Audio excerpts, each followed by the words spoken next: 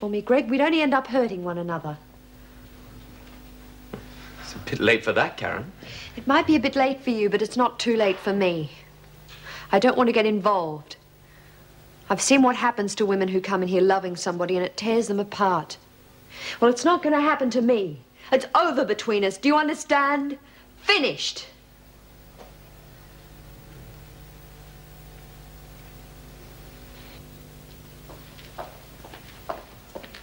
Oh, Mrs. Roberts, your husband just rang. He's going to be a little late picking you up.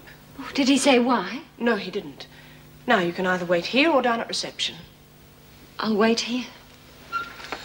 Mrs. Jackson, do you have a family? Just a son. I have a daughter. Yes, you told me. What would you do if someone was threatening your son and there was no one around to help him? I don't know. I was only protecting Sarah, you know. And you thought by killing a man, you'd be helping her? Yes. Yes, I suppose I did.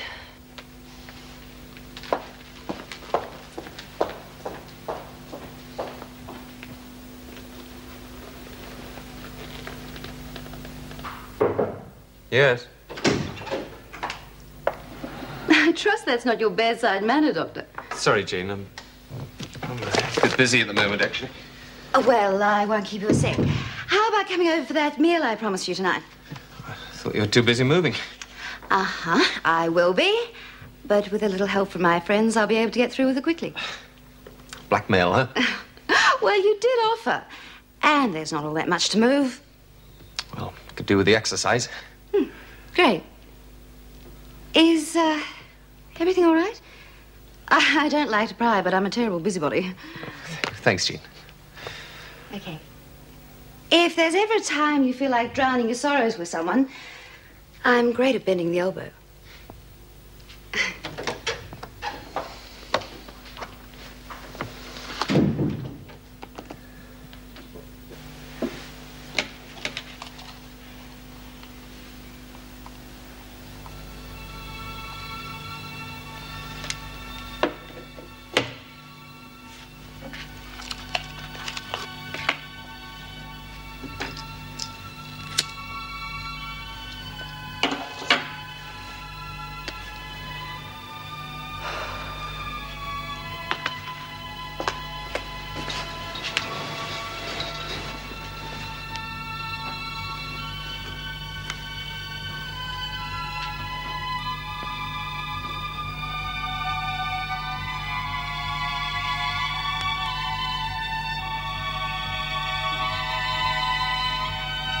She was doing really well.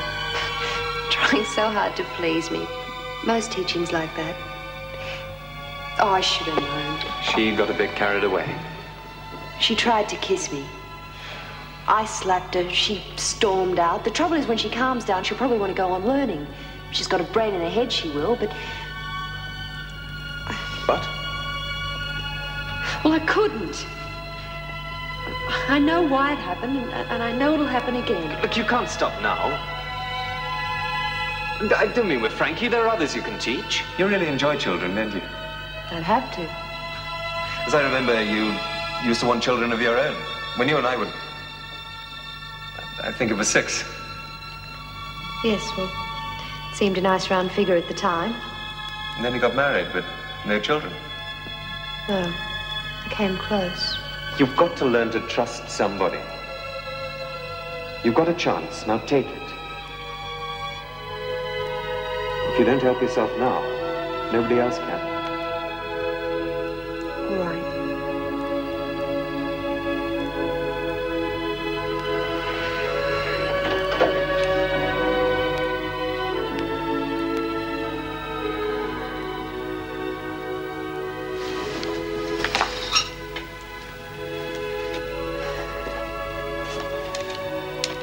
Has not yet been found. Just repeating that item, a fatal shooting took place in Canterbury this afternoon in which a policeman was wounded and a woman shot and killed when the policeman attempted to apprehend 2 escapees from the Wentworth Detention Centre.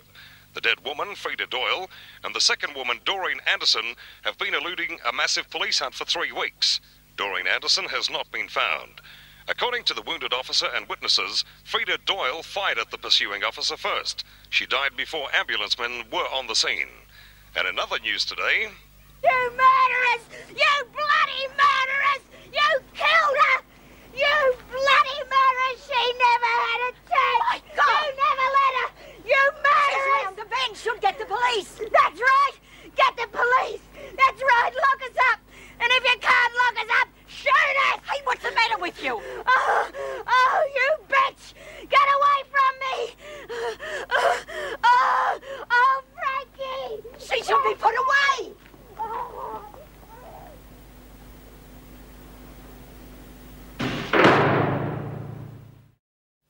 Sign the disbursement book here, please.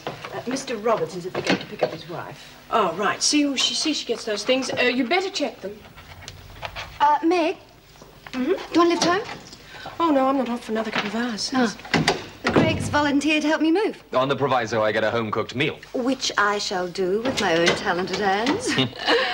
We'll have some waiting for you when you come home. Oh, that'll be a change, not having to cook for myself. Okay. Yeah. See you later. Bye. When you've got a moment, the governor would like to see you. Fine. Meg, Frankie Doyle's dead. What? How? Typical of Doyle. She got herself a gun and had a shot at the police. Poor girl. I knew that temper'd be the end of her one day. What about Doreen? She ran off. Didn't even have the decency to stay with Doyle. Are you ready?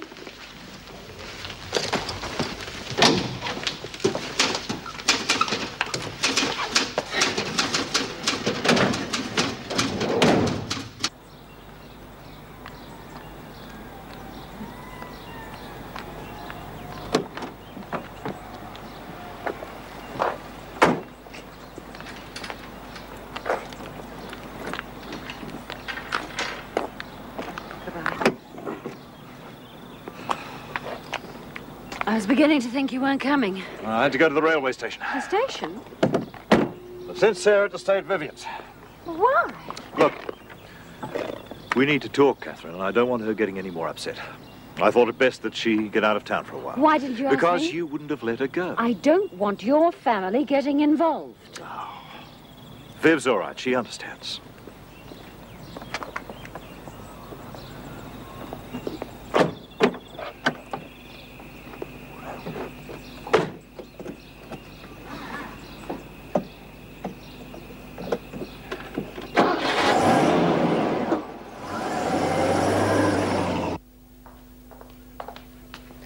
And what do you think you're doing? Why aren't you at work? I don't feel well. Oh, it must be nice having a doctor for a friend, Travers.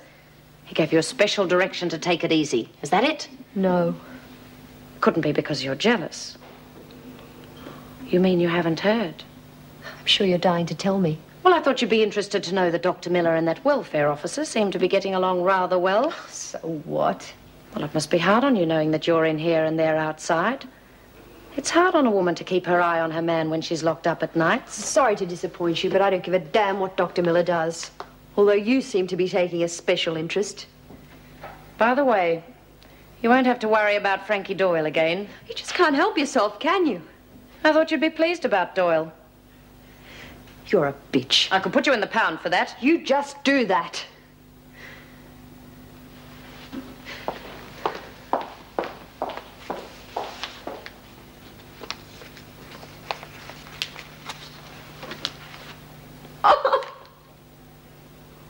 No, darling, no. You won't have to stay at Aunt Vivian's long. And I want you home, too. Just as soon as possible. And is everything all right? Good girl. Now, Sarah, I don't want you worrying. No, everything's going to be just fine. Right, darling. Night-night.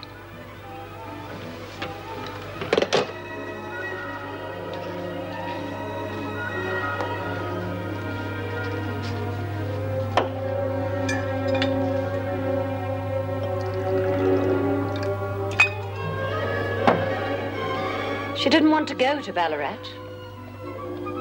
I thought it best. To keep us apart?